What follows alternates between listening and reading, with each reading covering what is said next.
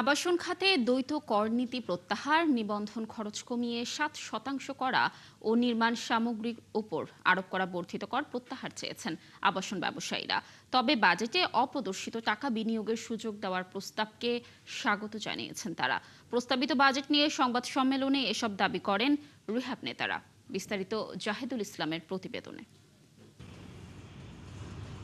আবাসন ব্যবসায় প্রায় 269 খাত এবং 50 লাখ মানুষের কর্মসংস্থান জড়িত।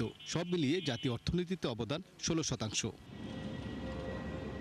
প্রস্তাবিত বাজেট নিয়ে আবাসন ব্যবসায়ীদের সংগঠন রিহ্যাবের প্রতিক্রিয়ায় জানানো হয়, নানামুখী কর বসিয়ে আবাসন খাতকে রাজস্ব আহরণের মেশিন বানাতে চাচ্ছে সরকার। আমাদের যে রেজিস্ট্রেশন খরচ এশিয়ার মধ্যে এটা সর্বোচ্চ।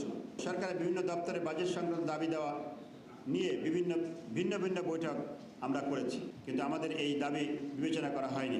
রিহ্যাব প্রেসিডেন্ট জানান, নির্মাণ সামগ্রীর উপর 10 থেকে 25% কর বাড়ানো হয়েছে, যা ফ্ল্যাটের দাম বৃদ্ধি ও কর্মসংস্থানে নেতিবাচক প্রভাব ফেলবে। করের চাপ, নীতি সহায়তার ঘাটতি এবং বিনিয়োগ বান্ধব পরিবেশের অভাবে এই খাত ধীরে ধীরে স্থবিরতার দিকে অগ্রসর হচ্ছে। ফলে একটি সম্ভাবনার খাত আজ মারাত্মক ঝুঁকির মধ্যে অবস্থান করছে। ভবন নির্মাণে জমির মালিককে পরিশোধ করা সাইনিং মানির 15% কর দেওয়া হয়। ফ্ল্যাটের উপর প্রস্তাবিত বাজেটে জমির মালিককে 15% কর দেওয়ার প্রস্তাব করা হয়েছে। নতুন আইনে যেটা করা হয়েছে, আপনি হয়তো 5টা ফ্ল্যাট পাবেন, আমি 5টা ফ্ল্যাট পাবো, 5টা ফ্ল্যাটের দাম 10 কোটি টাকা। এই 10 কোটি টাকার উপরে 15% ট্যাক্স দিয়েছেন। এইটি একটি মারাত্মক সাংঘর্ষিক এবং জনগণ অর্থাৎ যাদের জমি রয়েছে এবং সাধারণ ক্রেতা তাদের উপরে একটি বোঝা করে দেওয়া হচ্ছে।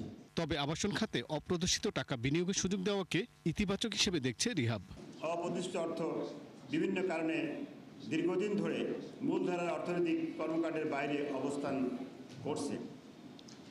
সে অর্থ যদি আবাসন সহ উৎপাদনশীল খাতে বিনিয়োগের সুযোগ পায়, তাহলে তা অর্থনীতি মূলধারায় ফিরে আসবে এবং সামগ্রিক অর্থনৈতিক কর্মকাণ্ডে ইতিবাচক ভূমিকা রাখবে।